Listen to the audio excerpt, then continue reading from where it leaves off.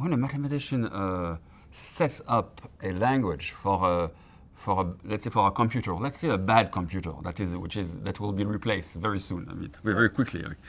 Then suppose that he sets up a language for that bad computer. Of course, we will say that he invents this language. Okay, we will not say that he discovered something in the universe.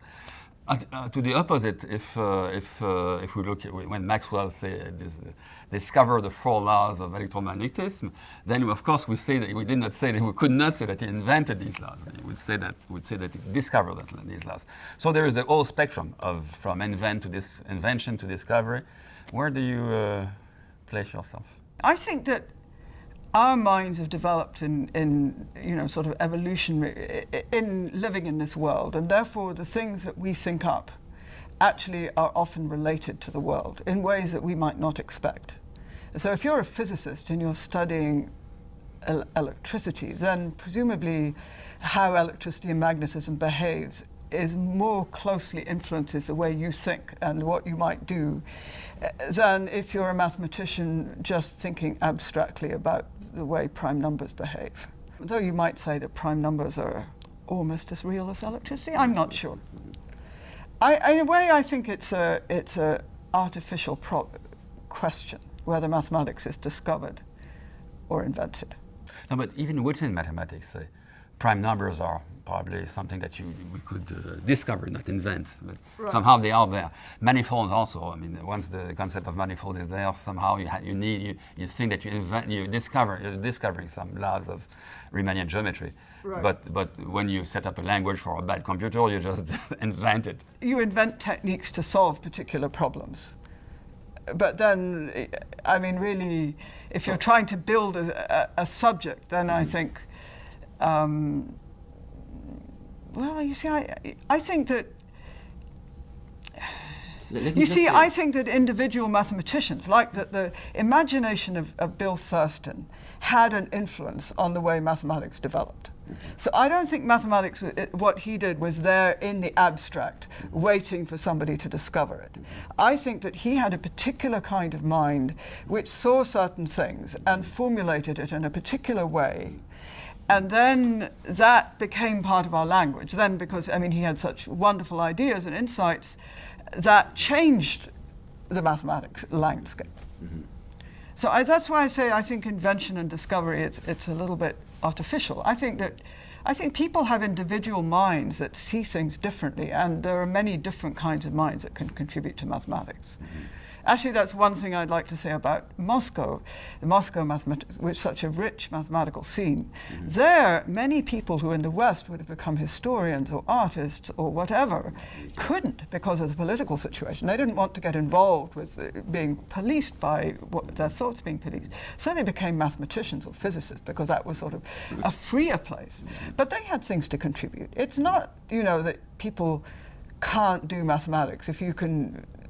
Many different kinds of minds can contribute, I think. Mm-hmm. Sometimes, very computational, very exact, very quick minds, and sometimes rather slow minds with rather strange ideas, But they can still contribute. Mm-hmm. But I was asking the question because I had a few very bright colleagues who thought that what really drives a mathematician is the idea that he or she will discover something, not invent something, just discover something. Mm-hmm. And so when you do the symplectic topology, and so when, for example, you understand solve a problem about toric geometry, say for example, you are not driven by the idea that it pre-exists before your findings. No, that's irrelevant to me. On the other hand, when I found out how ellipsoids, embeddings worked, which was sort of had unexpected relations to number theory and toric geometry, even though it was a very particular sort of simple geometric problem.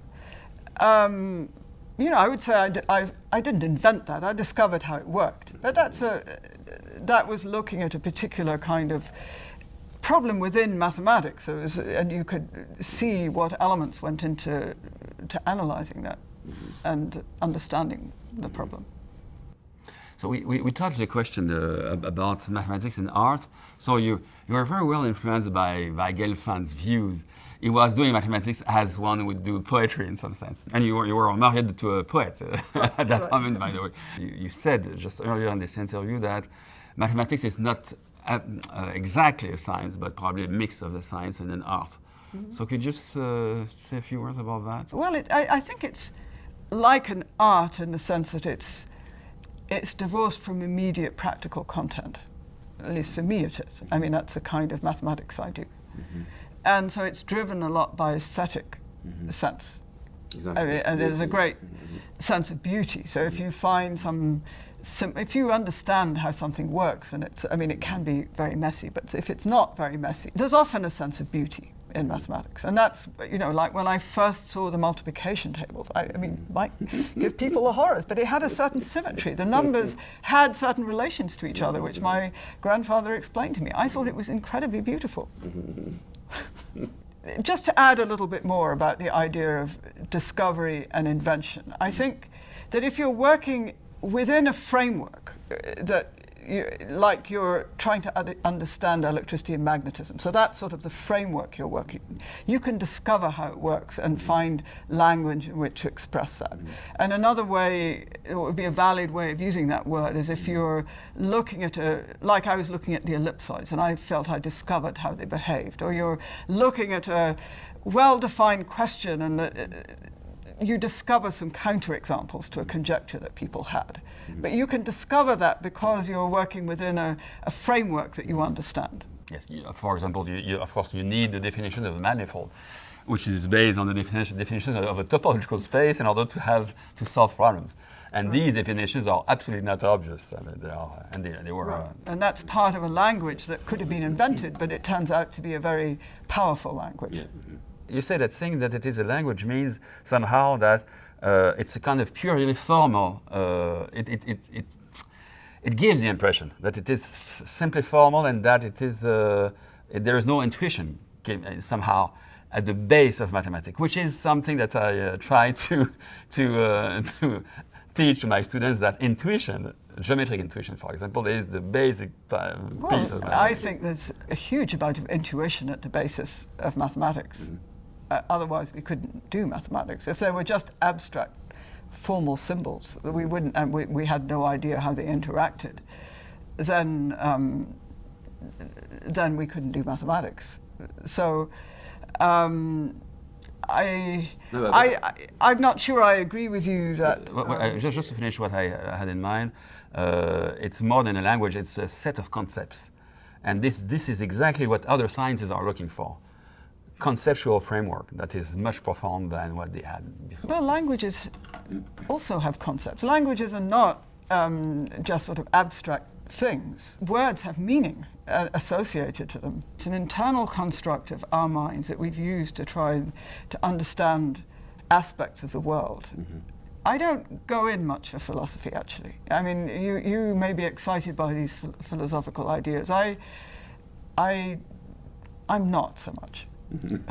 So I don't have anything really good to say to you. I mean, when I teach calculus, I've been teaching Calculus 1 this semester for the first time for 15, 20 years or something, and I'm really enjoying it.